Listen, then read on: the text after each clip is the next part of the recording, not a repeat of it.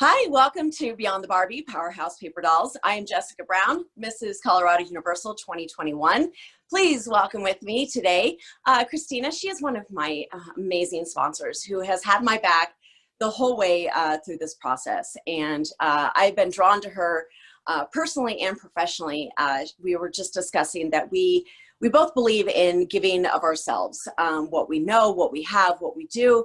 We want to share it. We want to share what we know and what we do with the world, with anybody who will listen. So Krystyna, I would like you to share a little bit about what your company and what you do professionally, and then how you share that personally as well. So welcome. Sure. Thank you so much for having me. I am so happy to be here doing this with you.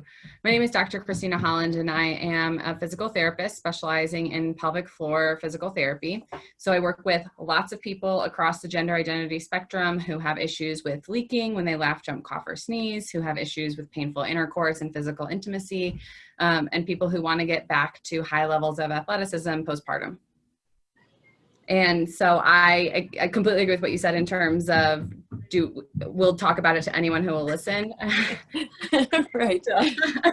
In my personal life, as well as my professional life, I'm constantly talking to people about, things to expect for their bodies, things that would be normal, things that might not be so normal, things that can change if they want them to, and how to talk to their healthcare providers and manage their place in the healthcare system to make it work for them instead of against them. Exactly. And this series is called Paper Dolls because the interviews are linked. The whole point of the series is to show who we are and show how we're connected. So every woman is linked to things that they have in common with the people before and after. And I linked you with my Color Up sponsors right before. You guys are my most personally supportive, but also you both got into your lines of work because of your own personal stories. They got involved with CBD and pet CBD because of their own pets, and it sent them on this journey because of their own personal stories. And you did as well. You got into what you do because of your personal story, correct? Yes. Yep. I originally started in physical therapy because of an accident that I had had. And then I got into pelvic floor physical therapy really strongly after I ended up having a pelvic surgery. And you do a lot of online free advice, don't you? Yeah, I like, again, talking about it to anyone who will listen. So anyone who will listen. Social media has been great for that. I started, when I was going through my pelvic surgery, I started a blog, which retrospectively, I am so glad I did. But I think when my mom first started reading it, she was like, you were talking about your genitals on the internet? Really? That's what we're doing now? It served me very well. I've connected with lots and lots of people who, and really normalize a lot of conversations around that, which has been really awesome. Well, and I found when I announced my sobriety to 1,000 people watching on the internet, that the first time I discussed it, it was really uncomfortable. But then after the discussion was started and people started, conversing with me, and it became a dialogue rather than me just talking about it, it normalized it. And then I became part of their journey as well. And then I saw, the healing powers of being involved in those discussions with other people. And then it wasn't so much about me talking about my stuff as it was talking about our stuff. Did you find that as well? 100%. I think when I first started, I was frustrated because I couldn't find the accounts of anyone who were having symptoms like mine, and I didn't know what to do. Mm-hmm. And then as I started doing it, you kind of divulge more and more, you get more comfortable, right? So your place where you're willing to go gets, for me, it got much wider. Mm-hmm. And so then like after that, every once in a while I'd be like, ooh, what if this guy that I dated in high school reads this? How am I going to feel about that? But really, like, that's a really specific thought to have. Really specific. And let me tell you, he has read it. It was a thing. He was very supportive. It was fine, but he absolutely has read it. But what has really come out of it is all of these people, a lot of women who've reached back out to me and been like, thank you so much for talking about this, because I have had these symptoms, I've had these things, and they've been shameful, and I felt so alone, and I didn't realize that anyone else experienced it besides me. And that's been so powerful. Right, absolutely.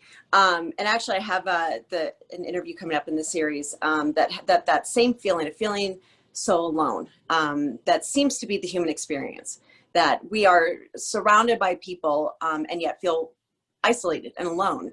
And especially now when we are intentionally isolating, that is really, compounding how we're feeling so alone. And something that's really cool that's come out of my friendship with you is my openness to talk about this stuff and my willingness to. And I started a project that's one of my mini projects, actually. So it might take years to finish, but I started that project with that sexual questionnaire that you were collaborating on. So part of sobriety that it seems to be an across the board hindrance for a lot of people in sobriety is that we lose our sexual identity. Losing sex drive or all of the many layers of why it changes for women, possibly men as well, but I'm in female recovery groups, but talking about how sex is different in recovery, how differently we relate to it, the different physicality of it. And because of openness with you and talking to you about it, that's a project that I'm going to be pursuing and finding out more about. And I think that is kind of the key to, female relationships, is that when we start talking about things, we start bringing new avenues into our lives. And we start opening ourselves up to new areas that we would never pursue before, right? And that leads me to a book that you recommended. And I ran downstairs to grab this before this interview because this book is one of those things that I never would have read about this before meeting you. This is the Come As You Are book. This is not just about anatomy, but about sexuality. It's about understanding yourself, your body, your drives. And this is you in a nutshell. These are the discussions that Krystyna has with people. It's understanding that, yes, it's all normal. Yes, it's all okay. And talking about it and understanding it makes it all better. Wouldn't you agree? Yeah, that's such a big compliment to me. So thank you so much for saying that. That's probably my most recommended book, and the book one of the books I love the most, because what it does is it starts from this place of you are whole, you are complete, there is nothing wrong with you. Mm-hmm. And also, if there are things that you're struggling with, or you would like to be different in your sexuality or your sex life, that's also possible. So here is like the you that is normal, and is the realm of expectations, and here's how you can kind of push the envelope if that's something that's important to you, with the full knowledge that that's a personal choice that you get to make. You say that a lot, and I really like that if you want that, or it doesn't have to be that way if you desire, because that's a real key. That we have a lot of these things that are outside pressures but do you want it to be that way? Well, are you unhappy with it that way? And it's always turning it back inside to kind of do that check-in. And it's never been phrased that way to me from anybody else. And I really like that. It's really important to me, and I don't know where it came from in myself, but I know that it comes up in everything that I do, especially when it relates to my medical practice. Because there's the difference between me being supportive and empowering to people, and the difference, and me being like oppressive or bossy, or not taking people not feeling heard, basically, right, is what they want. So people are sometimes happy to defer to me, like, I'm here because you're an expert, which is nice. Like, who doesn't like hearing they're an expert? Yes, I like that.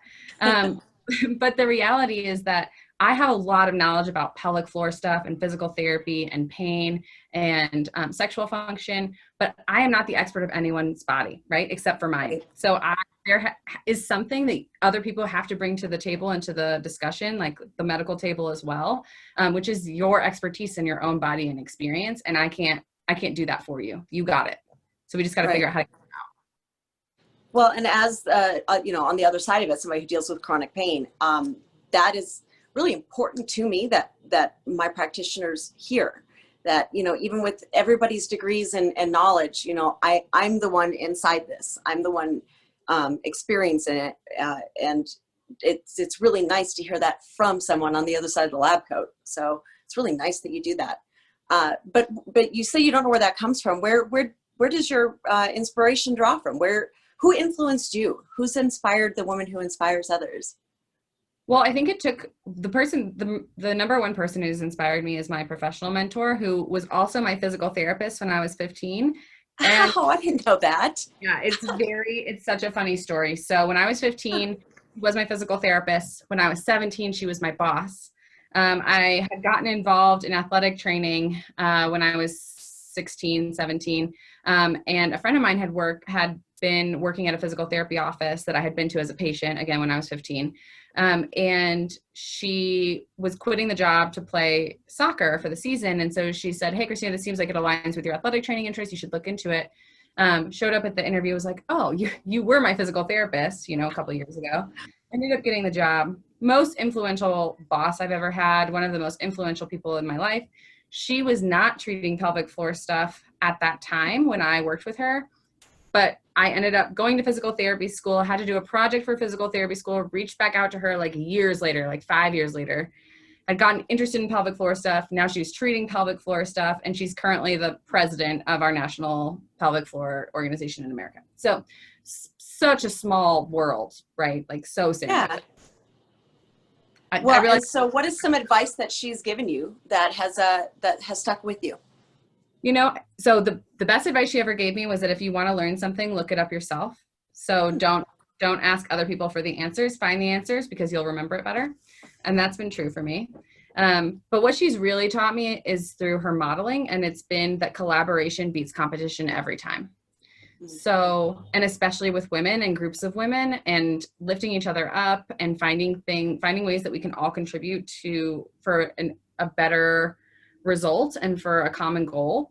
And I think that that's something that can be hard to learn and isn't taught culturally a lot of the time. And so to just watch her do that, even to the detriment of like her status, or even though she could be more successful or more prestigious, she sacrifices those goals for the goals of trying to help an organization and trying to lift others up with her. And it's extremely inspiring, and it's changed my life.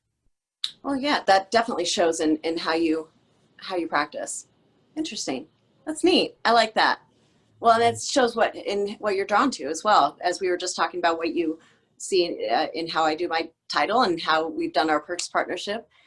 You said if you could travel anywhere, you said Dubai. Yes, I would love to go to Dubai. Why Dubai? I mean, I know they have everything there, but what part of Dubai is most attractive? Yeah, I think it seems like another world. It seems very glamorous, which I love. It was actually between Dubai and Saudi Arabia, and part of the reasons are sort of similar in that it's a part of the country or a part of the world that I have never been, would love to go to, and also sometimes doesn't feel super accessible. But I took a course when I was in college called Women in Islam, and it just really opened up my mind to thinking about the Middle East and that part of the world in a way that I hadn't before. And so I've wanted to get my eyes on it ever since. Wow. But that's a great eye opener waiting to go. Oh, and my other favorite answer of yours was your favorite sounds. So at first I was like, the sound of rain hitting the wall, which is true. And the sound of the ocean. Those are great. And those are both great. And also the sound of the food timer that tells me that my dinner is ready. And that's my favorite. And forevermore, when I hear a timer go off for dinner, I will think of you. It's really funny because my husband and I were actually talking about it recently, about how we're very different people. So he'll set a timer on his phone and like go do other things and come back and adjust, based on the timer. I never set a timer, or very rarely, because I don't go very far, because I'm just sitting there like, is it ready yet? Just looking through your window waiting for it. Exactly. I burn a lot of food because I'm not good at minding. No. I can't be trusted with a grilled cheese or anything that has to be really watched. I'm terrible at that. Jeff has taken to putting like index cards on the oven if it's like bread or a quiche or something, because he bakes. And so things that could potentially fall if I open the oven door, he like writes me a note that says, "You cannot look at this. Do not open the door." Well, he knows you. Yeah, he does. He's like, "Turn on the light. There's a light." Look through the window. Exactly. Well, beyond the dinner bell and letting things fall because you peek at them, what do you want to be remembered for? What do you want your legacy to be? Yeah, I want to be remembered for increasing access to healthcare, honestly. So, providing and also helping other people find providers who provide affirming, inclusive, trauma-informed healthcare to everyone, regardless of socioeconomic status, regardless of race, regardless of gender identity, regardless of insurance possession, those sorts of things. That's great. You're already working at it, aren't you? In every way you can. I'm trying. Well, thank you so much for joining me today, Krystyna. It was such an honor to have you, and such an honor to have you in my life and in my circle. I really appreciate it. Oh, thanks so much, Jessica. I feel the same way. Oh, thank you. All right, join us next time for another episode of Powerhouse Paper Dolls. Thank you.